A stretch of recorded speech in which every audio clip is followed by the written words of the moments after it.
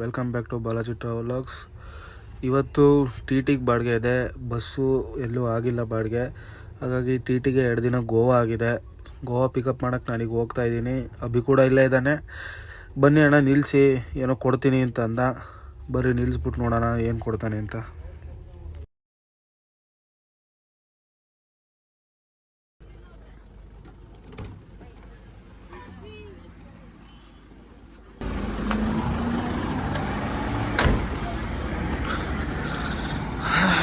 ನೋಡ್ರಿ ನಮ್ಮ ಅಬ್ಬಿ ಪಾಪ ನೀರಿತ್ತು ಅಂತ ನೀರು ಕೊಡ್ತೀಯಣ್ಣ, ಅಣ್ಣ ದುಡ್ಡು ಕೊಟ್ಟು ನೀರು ಕುಡಿಬೇಡಣ, ನಾನು ಕೊಡ್ತೀನಿ ಕುಡಿಯೋಣ ಅಂತ. Hi Abhi, hi. ಎಂತ ಒಳ್ಳೆ ಮನ್ಸು ನಮ್ಮ ಅಭಿದ್ ನೋಡ್ರಿ. ಒಳ್ಳೆ ಮನ್ಸು ಏನಿಲ್ಲ, ನೀರಿನ ಬಾಟ್ಲಿ ಜಾಸ್ತಿ ಇದ್ವು, ಸೊ ಕೊಡ್ತಾ ಇದ್ದೀನಿ ಅಷ್ಟೇ. ಅಂತ ಕುಡ್ಕೊಂಡು ಹೋಗಿ ಅಂತ ಚೆನ್ನಾಗಿ. ಓಕೆ ಬಿ ಬರಲಾ. ಇವಾಗ ಪಿಕಪ್ ಪಾಯಿಂಟಿಗೆ ಬಂದೆ. ನನ್ನ ಜೊತೆ ಈ ಗಾಡಿ ಕೂಡ ಬರುತ್ತೆ. ಟೋಟಲ್ಲು ಒಬ್ರದ್ದು ಮದುವೆ ಫಂಕ್ಷನ್ ಇದೆ, ಹಂಗಾಗಿ ಮದುವೆಗೆ ಹೋಗ್ತಾ ಇರೋದು ಎಲ್ಲ ಗಾಡಿನೂ. ಕಾರ್ ಕೂಡ ಬರುತ್ತೆ. ಲಗೇಜ್ ನೋಡ್ಬೋದು ಹೆಂಗೆ ತುಂಬಿದ್ದಾರೆ ಲಗೇಜ್ ಅಂತ. 2 ಗಾಡಿ ಫುಲ್ ಲಗೇಜೇ ಆಗಿದೆ ಮೇಲೆ.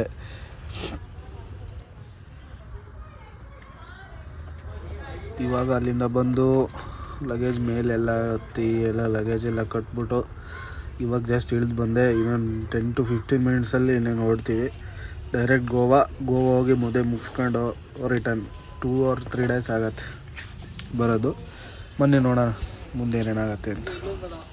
ಬೆಳಗ್ಗೆನೇ ವೆದರ್ ಯಾವ ಥರ ಚೇಂಜ್ ಆಗಿದೆ ನೋಡ್ರಿ. ಅವಾಗಲೇ ಬಿಸಿಲಿತ್ತು, ಈಗ ಲೈಟಾಗಿ ಮಂಜು ಕವಿದ ವಾತಾವರಣ.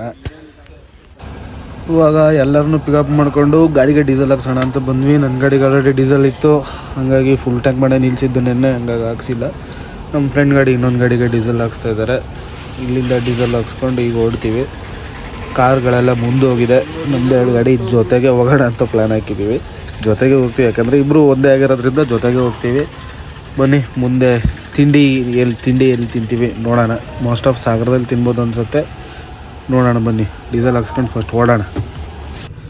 ನಾನು ನಮ್ಮ ಟಿ ಟಿ ಹುಡುಗ ಇಬ್ಬರು ದೋಸೆ ಹೇಳಿದ್ದೀವಿ, ಹಂಗಾಗಿ ನಮ್ಮ ತಿಂಡಿ ಬರೋದು ಲೇಟಾಗಿದೆ. ನಮ್ಮ ಇನ್ನೊಬ್ಬರು ಕಾರ್ ಡ್ರೈವರ್ ಅವರು ಬನ್ಸ್ ಹೇಳಿದರು, ಹಂಗಾಗಿ ಬೇಗ ಕೊಟ್ಟು ಅವ್ರದ್ದು ಆಲ್ರೆಡಿ ನಮ್ಗೆ ಬರೋ ಅಷ್ಟೊತ್ತಿಗೆ ಅವ್ರು ತಿಂದೇ ಮುಗ್ದಿದೆ. ನಮ್ದು ಯಾವಾಗ ಕೊಡ್ತಾರೋ ಗೊತ್ತಿಲ್ಲ. ಅಂತೂ ಇಂತೂ ದೋಸೆ ಕೊಟ್ಟರು, ತಿಂದು ಆಯಿತು. ತಿಂದ್ಬಿಟ್ಟು ಹೊರಟಿದ್ದೀವಿ ಈಗ ಮೋಸ್ಟ್ ಆಫ್ ಎಲ್ಲೂ ಸ್ಟಾಪ್ ಇಲ್ಲ, ಯಾಕಂದರೆ ಸಂಜೆ ಒಳಗೆ ರೀಚ್ ಆಗಬೇಕು. ಸಂಜೆ ರೀಚ್ ಆದರೆ ಸಂಜೆ ಇವ್ರದ್ದೊಂದು ಫಂಕ್ಷನ್ ಇದೆ, ಅಲ್ಲಿ ಆದಷ್ಟು ಬೇಗ ಹೋಗೋಣ ಅಂತ ಹೇಳಿದರೆ, ಹಂಗಾಗಿ ನಾನು ನಮ್ಮ ಸ್ನೇಹಿತ ಇಬ್ಬರು ಆದಷ್ಟು ಬೇಗ ಹೋಗೋಣ ಅಂತ ಟ್ರೈ ಮಾಡ್ತಾಯಿದ್ದೀವಿ. ನೋಡೋಣ ಬೇಗ ಹೋಗ್ತೀವೋ ಲೇಟಾಗಿ ಹೋಗ್ತೀವೋ. ಟೋಲು ಇನ್ನೂ ಘಾಟ್ 1 hour ಘಾಟ್ ಬೇರೆ ಬರುತ್ತೆ, ಘಾಟೆಲ್ಲ ಇಳಿಸ್ಬೇಕು. ಇಳಿಸಿದ ಮೇಲೆ ಹೈವೇಗೆ ಹತ್ಬಿಟ್ರೆ ಅಲ್ಲಿಂದ ಹೋಗ್ಬೋದು ಬೇಗ. ನೋಡಬೇಕಾದ್ರೂ ಟ್ರಾಫಿಕ್ ಇರುತ್ತೆ ಒಂದೊಂದು ಟೈಮ್ ಟ್ರಾಫಿಕ್ ಇರೋಲ್ಲ. ನೋಡೋಣ ಎಷ್ಟೊತ್ತಿಗೆ ಹೋಗ್ತೀವಿ ಅಂತ. ಗೋವಾ ಹೋಗೋ ರೋಡಲ್ಲಿ ನಮಗೆ ಕಾರವಾರದ ಹತ್ರ ಒಂದು ಒಳ್ಳೆ ವ್ಯೂ ಸಿಕ್ತು. ಬೀಚ್ ವ್ಯೂ, ಸಮುದ್ರದ ಮೇಲೆ ಬ್ರಿಡ್ಜ್ ಮೇಲೆ ರೋಡ್ ಮೇಲೆ ನಮ್ಮ ಗಾಡಿ. ಡ್ರೈವರ್ಗಳಿಗೆ ಈ ಥರ ಸಮುದ್ರದ ಮೇಲೆ ದೊಡ್ಡ ಬ್ರಿಡ್ಜ್ ಮೇಲೆ ಗಾಡಿ ಓಡಿಸೋದೇ ಮಜಾನೇ ಬೇರೆ, ಆ ಫೀಲೇ ಬೇರೆ ಬಿಡಿ. ನೋಡಿ ಬಂಡೆನೇ ಕೊಡ್ದ್ಬಿಟ್ಟು ರೋಡ್ ಮಾಡ್ಬಿಟ್ಟವ್ರು, ಇಲ್ಲಿ ಏನೂ ಬಿಟ್ಟಿಲ್ಲ. ಇಲ್ಲಿಂದ ನಾನು ಮುಂದೆ ಬಂದುಬಿಟ್ಟೇನೆ, ನಮ್ದು ಇನ್ನೊಂದು ಗಾಡಿ ಹಿಂದಾಗಿದೆ. ಇಲ್ಲಿಂದ ಇನ್ನೊಂದೇನೋ ಒಂದು 7-8 ಕಿಲೋಮೀಟರ್ಸ್ ಅಷ್ಟೇ ಗೋವಾ ಬಾರ್ಡ್ರು ಕ್ರಾಸ್ ಮಾಡಿ ಮುಂದೆ ಬಂದಿದ್ದೀವಿ. ಏನು ತಕರಾರು ತಂಟೆ ಇವ್ರದ್ದು ಅಂತಂದರೆ, ಗೋವಾದವರು ಕರ್ನಾಟಕದವ್ರು ಕಂಡ್ರೆ ಅವ್ರಿಗೆ ಆಗಲ್ಲ. ಎಂಟ್ರಿ ಹಾಕ್ಬೇಕಾರೇನೋ ಕಿರಿಕಿರಿ ಮಾಡ್ತಾರೆ, ಹೊರಗೆ ಬಿಡ್ಬೇಕಾರೇನೋ ಕಿರಿಕಿರಿ ಮಾಡ್ತಾರೆ. ಎಂಟ್ರಿ ಮಾಡ್ತಾ ನಮ್ಮ ಎಲ್ಲೋ ಬೋರ್ಡ್ ಅವರಿಗೆ ಡಾಕ್ಯುಮೆಂಟ್ಸ್ ಕೊಡ್ರಿ, ಅದು ಕೊಡ್ರಿ, ಇದು ಕೊಡ್ರಿ ಅಂತ ಕಿರಿಕಿರಿ ಮಾಡ್ತಾರೆ. ಹೊರಗೆ ಹೋಗ್ತಾ ಡ್ರಿಂಕ್ಸ್ ತಂದಿದ್ದೀರಾ ಅಂತ ಕಿರಿಕಿರಿ ಮಾಡ್ತಾರೆ. ಒಟ್ಟೇನೋ ಗೋವಾ ಬಂದು ಹೋಗೋಕ್ಕೆಲ್ಲ ಚಂದಾನೆ, ಬಟ್ ನಮಗೆ ಗೊತ್ತು ಅಲ್ಲಿ ಪೊಲೀಸವ್ರು ಯಾವ ಥರ ನೋಡ್ಕೊತಾರೆ, ಏನು ಮಾಡ್ತಾರೆ ಅಂತ. ನಮ್ಮ ಕಷ್ಟ ನಮಗೆ ಡ್ರೈವರ್ಗಳಿಗೆ ಗೊತ್ತಷ್ಟೇ. ಬಂದು ಹೋಗೋರು ಆರಾಮಾಗಿ ಬಂದು ಹೋಗ್ತಾರೆ. ಬಟ್ ಆದರೂ ಏನೋ ಕರ್ನಾಟಕದ ಮೇಲೆ ಯಾಕಪ್ಪ ನಿಮಗಿಷ್ಟು ದ್ವೇಷ ಆಗೋದವರಿಗೆ ಅಂತ ಕೇಳಬೇಕು ಅನ್ಸತ್ತೆ. ಬಟ್ ಆದರೂ ಕೇಳೋಕ್ಕಾಗಲ್ಲ, ಏನು ಮಾಡೋಕ್ಕಾಗಲ್ಲ. ನಾವು ಬಂದ್ವಿ ಹೋದ್ವಿ ಅನ್ನಂಗೆ ಇರಬೇಕು. ನೋಡೋಣ ಈ ವಿಚಾರಕ್ಕೆ ಮುಂದೆ ಸೊಲ್ಯೂಷನ್ ಸಿಗ್ಬೋದೇನೋ.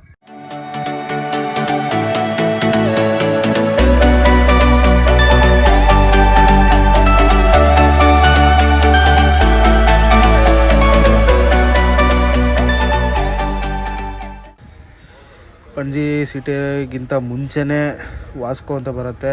ವಾಸ್ಕೋದಲ್ಲೇ ರೂಮ್ ಮಾಡಿರೋದು.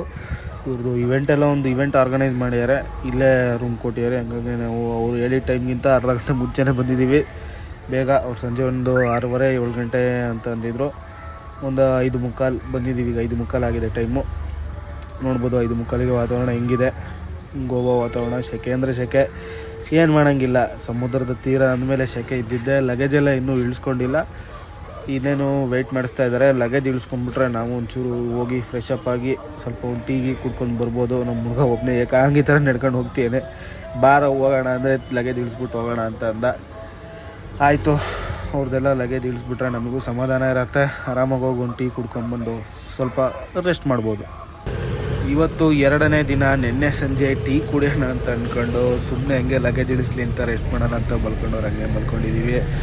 ಕಸ್ಟಮರ್ ಆಮೇಲೆ ಬಂದು ಲಗೇಜ್ ಈಗ ಇಳಿಸ್ಕೊಂಬಿಟ್ಟು ಇನ್ನೊಂದು ಬೀಚ್ ಹತ್ರ ರೆಸಾರ್ಟ್ ಇದೆ, ಅಲ್ಲಿ ಹೋಗ್ಬಿಟ್ಟು ಅವ್ರನ್ನೆಲ್ಲ ಡ್ರಾಪ್ ಮಾಡಿ ಅಲ್ಲೇ ಫಂಕ್ಷನ್ ಇವೆಂಟ್ ಇತ್ತು, ಅಲ್ಲೇ ಅಟೆಂಡ್ ಮಾಡಿಬಿಟ್ಟು ಅಲ್ಲೇ ಮಲಗಿದ್ವಿ. ಇವತ್ತು ಬೆಳಗ್ಗೆ ವಾಸ್ಕೋ ಏರ್ಪೋರ್ಟಿಂದ ಗೆಸ್ಟ್ಸ್ ಬರ್ತಾರೆ ಸುಮಾರು ಜನ. ಅವ್ರನ್ನೆಲ್ಲ ಪಿಕಪ್ ಡ್ರಾಪ್ ಮಾಡೋ ಕೆಲಸ. ಮದುವೆ ಅಂದಮೇಲೆ ಇದೇ ಇರುತ್ತೆ, ಅದೆಲ್ಲ ಕಾಮನ್ನು. ಎಲ್ಲಿ ಮದುವೆ ಆದ್ರೇನು ಬಂದವರಿಗೆ ಹೋಗೋರಿಗೆಲ್ಲ ಡ್ರಾಪ್ ಮಾಡೋದು ಪಿಕಪ್ ಮಾಡೋದೇ ನಮ್ಮ ಕೆಲಸ ಆಗಿರೋದ್ರಿಂದ ಈಗ ವಾಸ್ಕೋ ಏರ್ಪೋರ್ಟಿಗೆ ಪಿಕಪ್ ಮಾಡೋಕ್ಕೆ ಹೋಗ್ತಾಯಿದ್ದೀನಿ. ಏರ್ಪೋರ್ಟಿಂದ ಪಿಕಪ್ ಮಾಡ್ಕೊಂಡು ಈಗ ಡೈರೆಕ್ಟ್ ಸೀದಾ ರೆಸಾರ್ಟಿಗೆ ಹೋಗಿ ಬಿಟ್ಟರೆ ಅಲ್ಲಿ ಮದುವೆ ಫಂಕ್ಷನ್ ಎಲ್ಲರೂ ಅಟೆಂಡ್ ಮಾಡ್ತಾರೆ. ಬೀಚ್ ಪಕ್ಕ ಆಗಿರೋದ್ರಿಂದ ನಾವು ಸ್ವಲ್ಪ ಹೋಗಿ ಬೀಚಲ್ಲಿ ಹಂಗೆ ಚಿಲ್ ಮಾಡ್ಕೊಳ್ತಾ ಇರ್ತೀವಿ. ನೋಡೋದು ಅದಕ್ಕೆ ಟೈಮ್ ಸಿಗುತ್ತಾ ಇಲ್ಲೋ ದೇವರನಿಗೂ ಗೊತ್ತಿಲ್ಲ. ಆದರೂ ಸಿಕ್ಕ ಗ್ಯಾಪಲ್ಲೇ ಹೋಗಿ ಬೀಚಲ್ಲಿ ಒಂದು ಫೋಟೋ ಗಿಟೋನಾರು ತಗೊಂಡು ಅಥವಾ ಆ ನೇಚರ್ನೊಂದು ಎಂಜಾಯ್ ಮಾಡಿಬಿಟ್ಟು ಬರ್ತೀವಿ. ನಮಗೆಲ್ಲ ಏನು ಯಾವಾಗ ಎನಿ ಟೈಮ್ ಬರ್ತಾ ಇರ್ತೀವಿ. ಆದರೂ ಈ ಥರ ಎರಡೆರಡು ಗಾಡಿ ಜೊತೆಗೆ ಬಂದಾಗ, ಫ್ರೆಂಡ್ಸ್ ಜೊತೆಗಿದ್ದಾಗ ಎಂಜಾಯ್ಮೆಂಟೇ ಬೇರೆ. ಒಬ್ಬೊಬ್ಬರಿಗೆ ಬಂದಾಗ ಮಾಡೋ ಎಂಜಾಯ್ಮೆಂಟು, ನೋಡೋ ನೇಚರೇ ಬೇರೆ. ಈಗ ಬನ್ನಿ ಹೋಗಿ ಬೀಚ್ ಹತ್ರ ಹೇಗಿದೆ ಅಂತ ನೋಡೋಣ. ಈಗ ಸ್ವಲ್ಪ 2-3 ಪಿಕಪ್ ಡ್ರಾಪ್ ಇದೆ. ಸಂಜೆ ಸನ್ಸೆಟ್ ಟೈಮಲ್ಲಿ ನೋಡಿದರೆ ಚೆನ್ನಾಗಿರುತ್ತೆ. ಸಂಜೆ ಸನ್ಸೆಟ್ ಟೈಮಲ್ಲಿ ಹೆಂಗಿರುತ್ತೆ ಅಂತ ನಿಮಗೆ ನೆಕ್ಸ್ಟ್ ವೀಡಿಯೋದಲ್ಲಿ ತೋರಿಸ್ತೀನಿ. ಒಂದು 5-6 ಪಿಕಪ್ಪು ಡ್ರಾಪ್ಗಳು ಮಾಡಿ ಈಗ ಲಾಸ್ಟ್ ಡ್ರಾಪ್ ಇದು ರೆಸಾರ್ಟ್ಗೆ ಬಂದೆ. ಇದೇ ನೋಡಿ ಬೀಚ್ ಪಕ್ಕ ಇರೋ ರೆಸಾರ್ಟು. ಹೆಸರು ಏನೋ ಇದೆ ಗೊತ್ತಿಲ್ಲ, ಬಟ್ ರೆಸಾರ್ಟ್ ಮಾತ್ರ ಭಾಳ ಚೆನ್ನಾಗಿದೆ. ಇವೆಂಟು, ಪಾರ್ಟಿ, ಮದುವೆ, ಫಂಕ್ಷನ್ ಏನು ಬೇಕಾದ್ರೂ ಮಾಡ್ಬೋದು. ಅಮೌಂಟು ಕೂಡ ಹಾಗೇ ಇರುತ್ತೆ. ಅದೆಲ್ಲ ಕೇಳೋಕ್ಕೆ ಹೋಗಿಲ್ಲ, ನಮಗೆ ಅವಶ್ಯಕತೆಯೂ ಇಲ್ಲ ಅದು. ಬನ್ನಿ ಈಗ ಒಳಗಡೆ ಹೋಗಿ ಗೆಸ್ಟಿಗೆ ಫಸ್ಟ್ ಡ್ರಾಪ್ ಮಾಡಿಬಿಟ್ಟು, ನಮ್ಮದು ಗಾಡಿಗೆ ಇಲ್ಲಿ ಪಾರ್ಕಿಂಗ್ ಇಲ್ಲ. ಇದು ಒಳಗಡೆ ಬೀಚ್ ಒಳಗಡೆ, ರೆಸಾರ್ಟ್ ಒಳಗಡೆ ಬರೀ ಕಾರ್ಗಳಿಗೆ ಮಾತ್ರ ಪಾರ್ಕಿಂಗು. ದೊಡ್ಡ ಗಾಡಿಗೆ ಬೀಚ್ ಹತ್ರನೇ ಪಾರ್ಕಿಂಗ್ ಕೊಟ್ಟಿದ್ದಾರೆ. ಬೀಚ್ ಎದುರುಗಡೆನೇ ಒಂದು ಸೈಟ್ ಇದೆ ಇವ್ರದ್ದು, ಆ ಸೈಟಲ್ಲೇ ಹೋಗಿ ಪಾರ್ಕ್ ಮಾಡಬೇಕು. ಬನ್ನಿ ಫಸ್ಟ್ ಇಲ್ಲಿ ರೆಸಾರ್ಟಲ್ಲಿ ಇವರಿಗೆ ಡ್ರಾಪ್ ಮಾಡಿಬಿಟ್ಟು ನೆಕ್ಸ್ಟ್ ಅಲ್ಲಿ ಹೋಗೋಣ.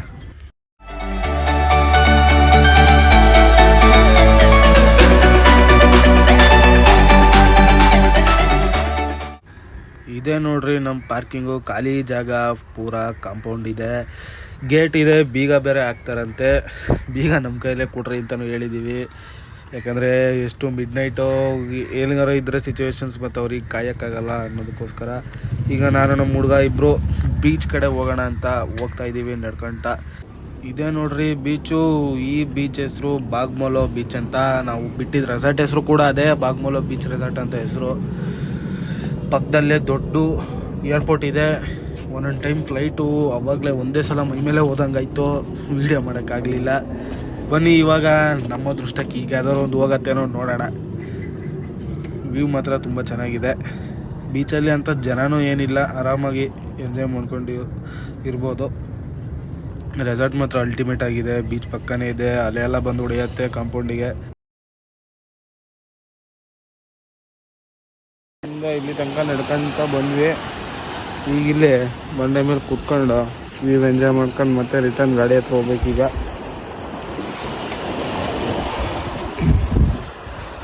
ಒಂದು 5 ನಿಮಿಷ ಕೂತು ವ್ಯೂ ಎಂಜಾಯ್ ಮಾಡೋಣ. ಸಂಜೆ ಸನ್ಸೆಟ್ ಟೈಮ್ದವ್ರೆ. ಬೀಚ್ ವ್ಯೂ ನೋಡಿಕೊಂಡು ಊಟ ಮಾಡಿ ಮಲಗಿದ್ವಿ. ಕಸ್ಟಮರು ಏನೂ ಇಲ್ಲ, ಆರಾಮಾಗಿ ಮಲಗಿ ಅಂದರು. ಒಂದೇ ಸಲ ಫೋನ್ ಮಾಡಿ ಮಿಡ್ನೈಟ್ 2:30ಗೆ ಮಾಸ್ಕೋ ಇಂದ ಗೆಸ್ಟ್ ಬರ್ತಾರೆ ರೈಲ್ವೆ ಸ್ಟೇಷನಿಂದ, ಹೋಗಿ ಪಿಕಪ್ ಮಾಡ್ಕೊಂಡು ಬನ್ನಿ ಅಂತ ಅಂದರು. 2:30ಗೆ ನಿದ್ದೆಯಲ್ಲೇ ಎದ್ದು ಮುಖ ತೊಳೆದು ನಾನು ನನ್ನ ಹುಡುಗ ಇಬ್ಬರು ಬಂದು ರೈಲ್ವೆ ಸ್ಟೇಷನಿಂದ ಪಿಕಪ್ ಮಾಡ್ಕೊಂಡು ರಿಟರ್ನ್ ಹೋಗ್ತಾಯಿದ್ದೀವಿ. ಜನ ಜಾಸ್ತಿ ಇದ್ದರು ಅಂತ ಅಲ್ಲಿ ಮುಂದೆ ಹೋಗ್ತಾರೆ. 30 ಸೀಟ್ರ್ ಬಸ್ಸಲ್ಲಿ ಕೂಡ ನಮ್ಮ ಕಸ್ಟಮರ್ಗಳೇ ಇರೋದು. ಅವರು ಆ ಬಸ್ನೂ ಬುಕ್ ಮಾಡಿಸ್ಕೊಟ್ಟು ಟೋಟಲ್ ಎಲ್ಲರನ್ನೂ ಕರ್ಕೊಂಡು ಮದುವೆಗೆ ಹೋಗ್ತಾಯಿದ್ದೀವಿ.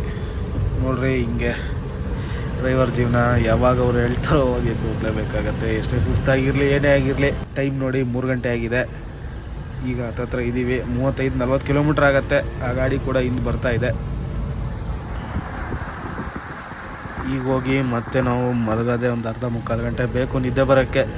ಮತ್ತೆ ನಾವು ಮಲ್ಕೊಂಡು ಬೆಳಗ್ಗೆನೇ ಎದ್ದು ಮತ್ತೆ ಎಷ್ಟೊತ್ತಿಗೆ ಫೋನ್ ಮಾಡ್ತಾರೆ ಗೊತ್ತಿಲ್ಲ. ಬಟ್ ಎನಿ ಟೈಮ್ 24/7 ಡ್ರೈವರ್ಗಳು ಯಾವಾಗೂ ಗಾಡಿ ಓಡ್ಸೋಕ್ಕೆ ಇಷ್ಟನೇ ಪಡ್ತಾರೆ. ಅವರಿಗೆ ಯಾವ ಸುಸ್ತು ಯಾವ ನೋವು ಏನೂ ಕಾಣಲ್ಲ. ಹೊರಡು ಅಂತಂದರೆ ಹೋಗ್ತಾ ಇರೋದಷ್ಟೇ, ಬರೀ ಗಾಡಿ ಓಡಿಸೋದಷ್ಟೇ,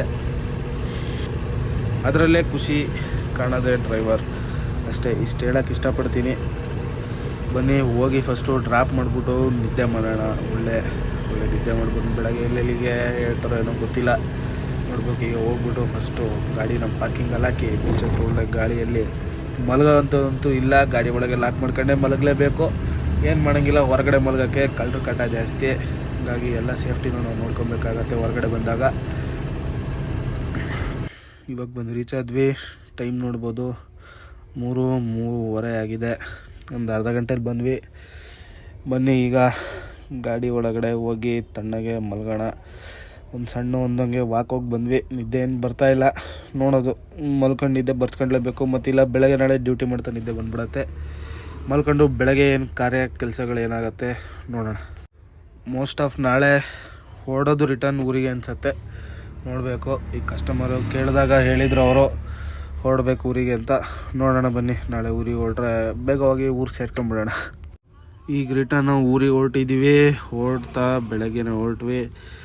ಊಟಕ್ಕೆ ತಿಂಡಿ ಅಲ್ಲೇ ಆಯಿತು. ಊಟಕ್ಕೆ ಈಗ ನಿಲ್ಸಿದ್ದೀವಿ ಆನ್ ದ ವೇಯಲ್ಲಿ. ನೋಡಿ ವೆಜ್ ಊಟ ಇದು. ನಾನ್ ವೆಜ್ ಎಲ್ಲ ಹೊರಗಡೆ ಸ್ವಲ್ಪ ಕಮ್ಮಿನೇ ತಿನ್ನೋದು. ಇಲ್ಲಿ ಊಟ ಮುಗಿಸ್ಕೊಂಡು ಡೈರೆಕ್ಟ್ ಊರಿಗೆ ಹೋಗೋದಷ್ಟೇ, ಎಲ್ಲೋ ನಾನ್ ಸ್ಟಾಪ್. ಹೋಗ್ಬಿಟ್ಟು ಅವ್ರಿಗೆ ಡ್ರಾಪ್ ಮಾಡಿಬಿಟ್ಟು ಹೋಗೋದು ಮನೆ ಕಡೆ. ಶಿವಮೊಗ್ಗ ಬರೋಷ್ಟೊತ್ತಿಗೆ ನೈಟ್ ಆಗಿತ್ತು. ಆ ಕಡೆ ಗಾಡಿ ಅಲ್ಲಿದೆ. ಆ ಗಾಡಿದೂ ಲಗೇಜ್ ಅನ್ಲೋಡ್ ಆಗಿಲ್ಲ. ಈ ಗಾಡಿ ಲಗೇಜ್ ಅನ್ಲೋಡ್ ಮಾಡೋಕ್ಕೆ ಮೇಲೆ ಹತ್ತಿದ್ದೀನಿ. ಹತ್ಬಿಟ್ಟೆಲ್ಲ ಅನ್ಲೋಡ್ ಆಯಿತು. ಹಗ್ಗ ಎಲ್ಲ ಬಿಚ್ಬಿಟ್ಟು ನಮ್ಮ ಹುಡ್ಗಂಗೆ ಕೊಟ್ಟೆ. ಅವನು ಹೆಂಗೆ ಗಾಡಿ ಮುಂದೆ ಮೂವ್ ಮಾಡಿಬಿಟ್ಟ. ಬಿಟ್ಬಿಟ್ಟು ಎಲ್ಲರಿಗೂ ಡ್ರಾಪ್ ಮಾಡಿ, ಲೆಕ್ಕಾಚಾರ ಏನಿಲ್ಲ ಇದ್ರದ್ದು, ಇದೆಲ್ಲ ಆಫೀಸಲ್ಲಿ ಲೆಕ್ಕ ಆಗತ್ತೆ. ಡ್ರಾಪ್ ಮಾಡಿಬಿಟ್ಟು ಇಬ್ಬರು ಹೊರಟ್ವಿ ಮನೆ ಕಡೆಗೆ. ಇಷ್ಟು ಹೇಳೋಕ್ಕೆ ಇಷ್ಟಪಟ್ಟು ಈ ಗೋವಾ ಟ್ರಿಪ್ ಇಷ್ಟಕ್ಕೆ ಮುಗೀತು. ಇದೇ ಥರ ಮುಂದೆ ವೀಡಿಯೋಸ್ ಬೇಕು ಅಂದರೆ ಇದೇ ನಮ್ಮ ಚಾನಲ್ಗೆ ಲೈಕ್ ಮಾಡಿ, ಶೇರ್ ಮಾಡಿ, ಸಬ್ಸ್ಕ್ರೈಬ್ ಮಾಡಿ. ಇದೇ ಥರ ಸಪೋರ್ಟ್ ಹಿಂಗಿರಲಿ. ಟಿ ವೀಡಿಯೋಸ್ ಇನ್ನೂ ಬರುತ್ತೆ, ಬಸ್ ವೀಡಿಯೋಸ್ ಕೂಡ ಇನ್ನೂ ಬರುತ್ತೆ. ಸುಮಾರು ದಿವಸದಿಂದ ಯಾಕೆ ವೀಡಿಯೋ ಮಾಡಿಲ್ಲ ಅಂದರೆ ಸ್ವಲ್ಪ ಕಾರಣಾಂತರಗಳಿತ್ತು, ನಮಗೂ ಸ್ವಲ್ಪ ಪ್ರಾಬ್ಲಮ್ಗಳಿತ್ತು. ಹಾಗಾಗಿ ಮಾಡೋಕ್ಕಾಗಿಲ್ಲ. ಅಷ್ಟು ಬ್ಯುಸಿ ಇದ್ವಿ ಡ್ಯೂಟಿಗಳಲ್ಲಿ ಇಬ್ಬರು. ಇನ್ಮೇಲೆ ಕಂಟಿನ್ಯೂ ವೀಡಿಯೋ ಕೊಡಬೇಕು ಅನ್ನೋದು ಕೂಡ ನಮ್ಮ ಉದ್ದೇಶ. ಲೈಕ್ ಮಾಡಿ, ಶೇರ್ ಮಾಡಿ, ಸಬ್ಸ್ಕ್ರೈಬ್ ಮಾಡಿ ಅಂತ ಹೇಳ್ತಾ ಈ ವಿಡಿಯೋನ ಇಲ್ಲಿಗೆ ಮುಗಿಸ್ತಾ ಇದ್ದೀನಿ.